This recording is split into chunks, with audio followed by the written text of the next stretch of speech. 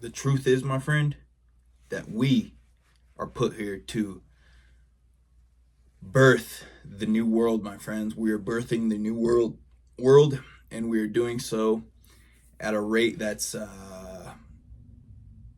never been seen before in history, my friends. Well, we don't really know what's ever happened in history, because all the only history we know dates back to about 150 years, maybe 100 years. Um, and before that, who fucking knows, my friends? Who knows, right? Um, yeah, I'm not gonna get into all that shit, but I was going to do just a little quick little collective reading, just to gauge some energy, and I might just to gauge some energy, see how everyone's energy is flowing today, right? Um, so basically, these people, I'm gonna go into that. I think you've made it to the next level, and now all you have to do is look up, my friends. All you have to see is progress, prosperity, peace. All you want to see in the world is new beginnings, my friend. New beginnings for everyone, my friend. They're on the house today, right? The new beginnings are on the house today for you, right? And oh my gosh, the you know what I'm saying? Like, this is getting this type of vibe right there, my friends. Um, Whatever the case, you just overcame something. You've gotten past a hurdle that you might have been working on for many months, maybe even years, possibly years. But what I'm getting is that you've been training for this subconsciously. You've been preparing yourself for this hurdle that you just conquered for your whole life, basically. Um, and I'm also getting that you've had eyes on you your whole life, my friend. I think I'm just getting that you were born with a certain code. Maybe it's something deep in your DNA, my friends, deep in your the very tissues of your bone marrow is what I'm meant to say, my friends. Deep in your very bone marrow, right? Your milky off-white milky tan bone marrow, my friends. Lies some dormant DNA. You have dormant DNA in your bone marrow, my friends, and it's about time to get activated, my friends. Your spirit team, your ancestors, your lineage, the lineage that came before you, they are they're basically giving the okay to activate this dormant DNA, right? And now with this dormant DNA activated, my friends, now you can really take things to the next level, to the upper echelon, is what I'm getting. And you've overcame some things recently in your physical 3D world, my friend, and doing so has proved to you that you do have this power within you, the power that you never even knew you had, my friends. It was dormant, it was sleeping, it was not awake, my friend. It's awakened now. Now you're awakened. And now I'm getting that you're on a mission, my friend. You're on a mission, and these people, I'm going back to these people, my friend. It's always these people, right? Because what's around you in your life? People, my friends. What do you interact with on the daily? People, my friends. There's people around you, right? You can't just operate alone, Edward Scissorhands, my friend. No, this is not Edward Scissorhands. You can't just be alone forever, right? So there's people in your life, and these people expect certain things out of you. They expect you to act a certain way. They expect you to show up as a certain person or a certain type of image. And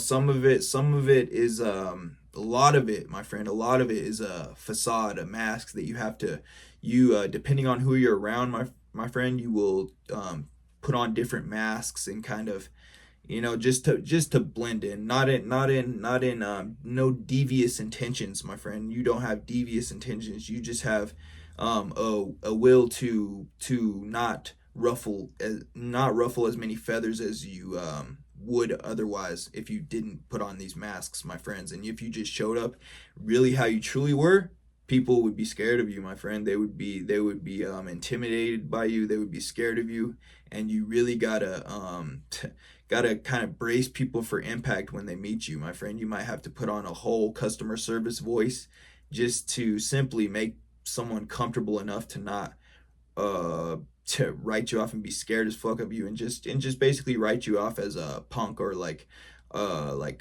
scummy, you know what I'm saying, trashy, that type of thing. But that is all in the eyes of the beholder, my friends. Certain people just have certain expectations, like I said, and you will never be able to change that, my friend. You just have to be aware of how you handle that, and to not compromise your morals and your beliefs and your innate integrity that you have for yourself, my friends, because it can honestly get to a point where you're like kind of belittling yourself, trying to seem like something that it's not. You could be trying to act more proper than you probably would feel happy about at the end of the day. You might kind of feel like you're selling out at a certain point. It gets to like a certain point where it feels like you're selling out, and like like all of it is an act, my friend. And that's just simply because this world is that's how it's set up to be like that. You're supposed to be put up in the most awkward situations that you could ever imagine, and in the moment, I've been in those situations, my friend, and in that moment, you like kind of just like can feel all your senses. You next time you're in one of these awkward moments that feel like they're never going to end, you got to laugh at them, my friend. Just put a smile on your face, and then just know, like, it'll be over in like 10 minutes. Like it'll be over in like a second. Like, you might have to talk somebody away. You might have to talk somebody out of your energy, my friend. But just know that it's not forever, and this too shall pass. And just smile through it, because when you smile, you're going to give them the energy that you're okay with this, and that this isn't stressing you out or anything like that, my friends. Actually, you should look like it's doing the opposite. You should look excited and happy, and ready to embrace on that. And that's like, honestly, that's like takes a certain type of energy when that's all fake, and you can do that, and people actually believe you and think you're being sincere. That's like a skill. That's a very valuable skill in this world, because um because it's all bullshit, right? It was all bullshit, but you're a good actor, my friend. I'm not saying going through and fake all your experiences and fake everything, my friend. I'm just saying there are certain situations where you have to kick on a survival performance, my friends, and you have to show people who you're not. That's not who you are, but that's who you can be, my friends, because you can be anybody that you think you can be, and you believe you can be, and you want to be. And take that from me, because I am everybody that I want to be and can believe I can be. I can really literally mingle and intertwine with any single person on this world, on this planet, and I can get through that interaction smoothly, and probably gain a new friend. Even though I fucking was faking the whole interaction, I'm probably gonna be gaining a new friend off of that. No matter who it is, it could be the punk rocker with the spiky mullet with the spikes on, or it could be the little librarian lady, my friend, with the glasses that are that thick, my friends. I can mingle, and I can intertwine with every walk of life, and make them feel seen and heard, and appreciated, my friends. And that is a certain type of skill that they don't teach you in school. They don't really teach you much of any skills in school, but that one especially not. And if you just go through life like that, and wake up ready, looking forward to the awkward situations, my friends. And also, another big thing is looking for the no's, my friend. You need to set out in your life. If you're a male, my friend, you need to really get comfortable with getting turned down. You gotta get comfortable with being turned down. What the problem is, my friends, I'll tell you the problem. What the problem is today is these guys are scared to get turned down, and then that makes them not even want to get rejected at all. It's like you shoot 100, you miss 100% of the shots you don't take, but you're also going to miss about 100 shots before you get a yes, my friend. And that you have to learn to love that, and you have to learn to you just have to learn how to do that so many times that you don't make the girl feel you don't like weird the girl out, because you're gonna weird them out at first. That's just the way, that's how you learn. Is you gotta try to not be as creeperish as possible, my friend, but still get across your point of that you see her and you want to, that do your mating routine, my friends. What it's different for every, what I'm saying. I start flapping my wings, my friend, and cawing. No, I'm just kidding. But yeah, some people do the mating dance, my friend. They have a mating dance that they throw into routine. Some dudes will trip and fall and then try to make it look like they did that on purpose, my friends, but they did the whole thing on purpose, right? So this just like different levels of the psychological manipulation it's not even manipulation. That made it sound weird, but it's not even that, but it is that at to a certain extent. But if you know yourself, if you're coming from a genuine place of not being weird, my friend, then it's not weird. But if you're coming from a place of being weird, it's weird. You make it what you make it, just like everything else in your life. You make it what you make it, and it's gonna look like what you look like on the internal, my friends. Everything on your external is a projection and a mirror of your internal. And women and everyone notice this, my friend. Kids, animals, all that. If a dog just really doesn't like you, my friend, if a dog just will not stop barking at you, you have a problem. You have a problem that needs taken care of, my friend, because dogs do not lie. If there's a dog that can't stop barking at you, you have an issue. And that's just like a universal law. That's a universal law that everyone should go. It's probably not the dog. They probably really see something in this person that they do not like, and that's an issue, and you have to work on that.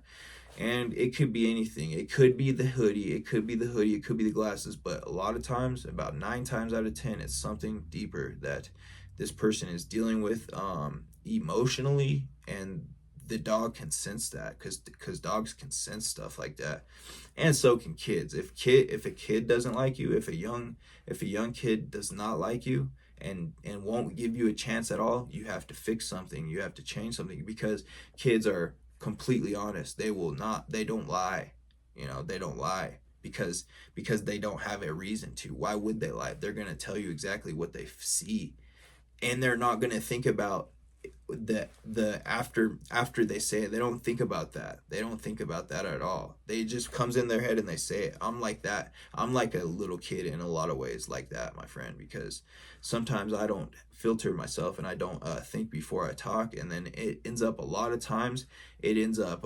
making things very awkward, my friends. This, like, I got an example of the other day.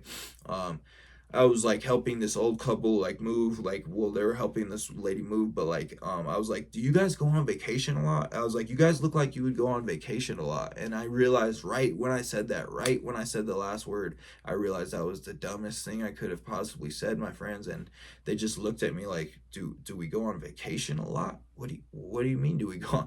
Like, because it was just so off the wall and so random that it just made me look like, because I was like, oh, because I want to go on vacation. That's what I tried to save it, but I couldn't save it because I was already in the why what'd you say that for? You gotta think before you speak, my friend. That's another golden rule, golden nugget that I'm going to drop on you right now today. And you always got to think before you speak, my friends, because if you don't, then that's how you end up making people, that's how you end up misrepresenting yourself, my friends, because a lot of times our impulse and our first thing that we want to say is not the actual it would change if you thought about it again, my friend. A lot of things that you would say the first time, you would actually not say that if you could think about that again. So just give yourself that little extra grace period and think about it twice before you say anything, and then that's how you can confront that, my friend. And I had to learn all these things, my friend. It took me years and years. I'm 32 years old, my friend, and it took me about 32 years to learn all this shit, my friend, right? I was struggling, my friend. No, I was just really impulsive, really shiny object syndrome, my friend. I would see a beautiful female and treat that like a shiny object, my friend, and I would kind of, you know what I'm saying, it would fluster. I would get flustered very easy, my friend. But now I'm cool as a cucumber, my friend. And um and I know my intentions are pure, and I know that these intentions and good frequency is vibrating off of me, my friend. I know my aura is exuding spiritual confidential power, my friend. Yes, I'm confident in my spiritual power and my spiritual rank, my friend. I know I'm highly favored in the astral, as are you, right? As are you. 369, my friend. You are divine. I love you. Thank you for watching. Appreciate you. See you on the next one.